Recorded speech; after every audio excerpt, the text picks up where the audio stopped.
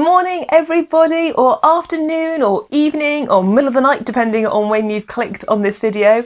Thanks for stopping by. Today it's all about CVs.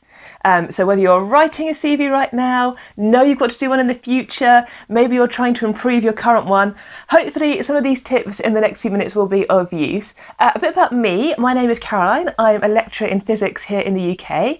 Before I joined academia I worked for many years in industry, and part of my job was recruitment. So I used to sift CVs, I would make shortlists for candidates to come in for interview, I'd be involved in the technical interview process, and I'd be involved in the decision making as to which applicants were invited to join our company. And that means I've read a lot of CVs, and there are definitely some things you can do to make your CV stand out from the pile that a hiring manager might receive when they're trying to quickly decide who comes forward to go to an interview. Now, if you look on the internet, there are loads of tips, hints, templates, ideas, things to get you going with writing your CV. So I'm not going to cover that in this video. I'm just going to pick out a few things that from my experience I noticed when I was looking at all these CVs that might be of use. And I guess that the first thing is layout, and the visual impression of your CV is actually super important. You know, when I had a pile of CVs in front of me, if I had one that was 8 pages long, size 9 font, really dense text, you know, that's not as appealing as a reader to pick up and read as a CV that's a couple of pages long, has maybe size 11 or 12 font, has a nice size border around it, doesn't have necessarily loads of dense text, but has some kind of bullet points or some paragraphs to kind of intermix with things. The layout matters. It does really, really matter. So whenever you've finished making your CV, I would really recommend standing back from it and looking at it and go, does this document look visually appealing for somebody to go and read? And sometimes it's really easy to get carried away and to be using different fonts and underlining things and using boldface and using italic. And again, that can have the opposite effect.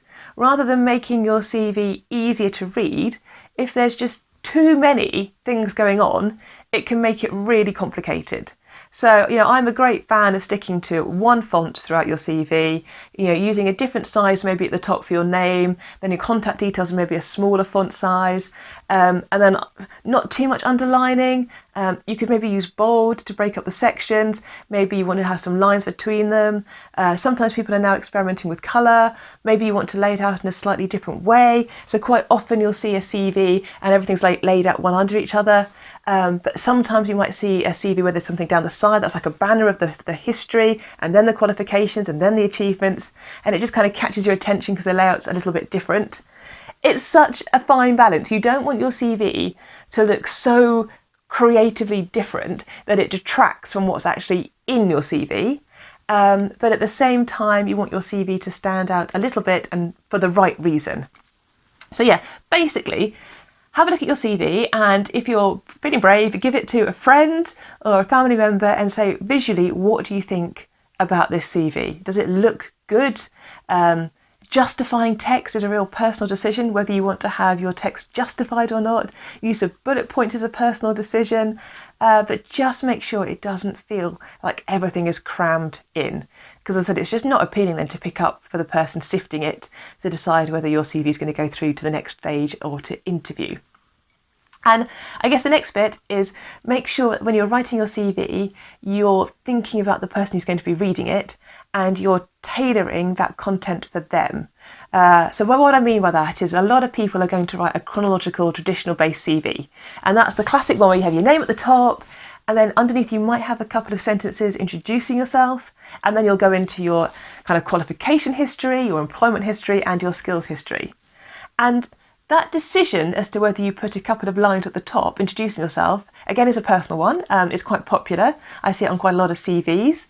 And you might say, you know, what you're planning to study or what you're looking forward to doing at a particular company or the kind of work that you're wanting to apply for. Just make sure it matches the place you're sending your CV. Nothing worse than having a CV saying that you want to go on and do further studies, and then you send it to the graduate recruiter at a company and it's completely mismatched. So just again, double check that if you've got a CV that you're using and you're sending it both to potential graduate recruiters and you're sending it out to educational providers for master's courses or PhD courses, make sure you've tailored those top couple of sentences for the right place that you're sending your CV. Okay, another trick that I think is a good one to do is to maximise your qualifications. And obviously you can't change what qualifications you've got, you can't change your grades, but you can draw the reader's attention to key aspects of your course that you want to highlight. So let's say you completed your degree and you've got a 2-1 overall, but you're applying for a job that uses a lot of computational physics, and in the computational modules you actually scored a first. So what you can do is you can say, in your qualifications, the degree awarded, the overall degree classification, so in this case a 2-1, and the date you got that degree. But then underneath you can highlight some of the modules that you studied, and you can include the module score that you've got for those particular modules. So what that does is it makes the person reading your CV, who's probably scanning it looking to see what computational skills you've got because you're applying for a computational job, and they'll spot that you've highlighted those modules where you've scored very well and it's linked to the job that you're applying for. So that's a really good trick if you're wanting to bring out something within your CV that you think is relevant from your qualifications and your education. You can do the same with your final year project, your dissertation if that went particularly well. If your math skills were particularly strong, you can highlight those. You can just use that little bit of area underneath those overall qualifications just to help guide the reader to understand a little bit more about you and your strengths from the course. And if you're doing a traditional chronological based CV, after the qualifications, but before the skills section, usually there's that section entitled Employment History / Work Experience. That can be tricky if you have just finished your degree. You might not have bucket loads of work and employment history to put down. So you can use your volunteering experience if you've done anything there. You can use any placements that you've been on. They can also fit into that section. And really try to think about the skills that you've developed on any job that you've taken and how they would be relevant to the company or the education that you're now applying for. So, if you've worked maybe in the retail sector, you might have done time management, maybe you had to deal with multiple tasks at the same time, maybe you had some tricky conversations with customers. So these are all skills that you've acquired, developed, enhanced that might be of interest to the person that you're putting your CV into for your consideration of the job that you're going for right now. And don't forget to make that a section evidence-based. Don't just say, I'm great at timekeeping. Try to show why you're good at timekeeping in the CV. My responsibilities included X, Y, and Z, and I needed to ensure that they were completed within a weekly period. And that kind of shows to the person reading the CV not only what you actually were doing, but the fact that you developed that timekeeping skill in order to juggle all the tasks. So keep that section if you can with some evidence in there as to why you're good at those particular areas that you're highlighting. Another thing to watch out for is when you then move into the skills section, sometimes I'll see things like proficient in Python, very competent in using C++. Be aware that if you put something like, very proficient, expert, highly competent, they are phrases that the person reading your CV is going to notice. And it's absolutely fine if you are highly proficient or you are an expert in those things. To say that you are an expert is brilliant. But if you put those terms down, do be aware that it might get picked up on in an interview. So, I had CVs come in and the CV would say, I'm very competent in this particular programming language, or I'm an expert in this programming language. And in that interview, we would ask technical questions relating to that computational code. We might ask somebody to code something for us within the interview. We might share a code that we were working on and ask to debug it together in the interview. And it quickly becomes apparent if the person isn't necessarily as expert level as their CV would claim they are. So make sure that you are honest about your level of skill in the things that you're putting on your CV. Don't undersell yourself. If you are an expert in something, if you are very proficient in something, put it. But equally, don't inflate your skill set thinking it will look impressive, because you might find it comes round to get you in the interview if you then get asked questions, very specific questions relating to that thing on your CV. I think, as I said at the start, lots of us will do our CVs as chronological CVs. So everything is in the date order, and it's that classic style of education, qualifications, then employment history, then skills, and then references. But you don't have to do it like that. Another very popular style of CV is the competency-based CV or the skills-based CV. And actually you don't then start with your qualifications, but you pick out the skills or the attributes that you think the job needs you to have, and you group together your CV content under these competency skills instead.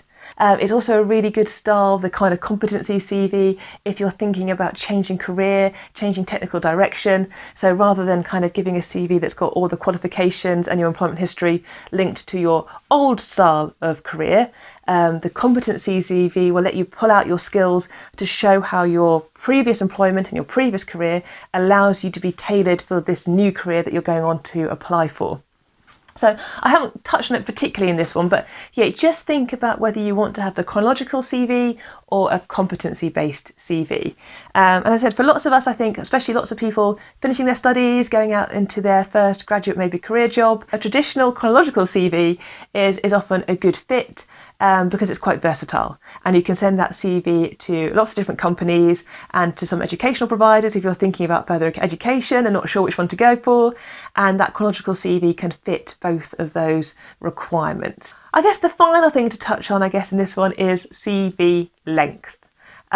So for pretty much most graduate jobs, if you're applying to a master's course, if you're applying to a PhD course, you really want the CV to be 2 sides of A4. Any more than that, and most likely the person reading it won't read it in great detail, so they won't value all that content that you've put in. So yeah, aim really for 2 sides of A4, and sometimes that means you're going to have to leave things out of your CV, and that is fine. Your CV doesn't have to be every detail of your life history within those 2 pages. It needs to be showcasing that you have the right qualifications, attributes, skills in order to be considered for that particular job. So sometimes you have to get a bit tough with yourself and go, do I really need to put in that I've got grade 3 piano? Does that really add to my CV, or have I not got the room to include that particular detail? So yeah, be tough on yourself, and really think about it from the person reading your CV, because they're trying to read your CV to decide if you're the right person to bring forward maybe for an interview. So that's what your CV is trying to secure as the next stage in the recruitment process. So tailor your content with that objective in mind. Now, the difference is when you start going for academic positions. So when I went for my academic lecturer position, I suddenly found that my 2-page CV actually needed to be expanded.